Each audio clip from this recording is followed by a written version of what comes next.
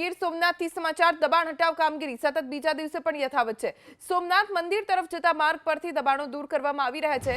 ગઈકાલે પણ યાત્રાધામ સોમનાથ મંદિર ટ્રસ્ટની તથા સરકારી જમીન ઉપર વર્ષોથી જે કાચા પાકા ગેરકાયદે દબાણો છે તેને ખુલ્લા કરવા વહેલી સવારથી પોલીસ કાફલા સાથે ડિમોલિશન હાથ ધરાયું, જેમાં 21 પાકા મકાનો અને 153 જેટલા ઝૂંપડા હટાવીને 3 હેક્ટર જેટલી જમીન ખુલ્લી કરાવી દેવાઈ। હજી આગામી દિવસો સુધી સરકારી જમીન ઉપરના દબાણો દૂર કરવાની કામગીરી યથાવત રહેશે। અમારા સંવાદદાતા દિલીપ મોરી પાસેથી વધુ જાણકારી પ્રાપ્ત કરીશું। દિલીપ, અત્યારે કયા કયા વિસ્તારોમાં ડિમોલિશનની પ્રક્રિયા હાથ ધરવામાં આવી રહી છે?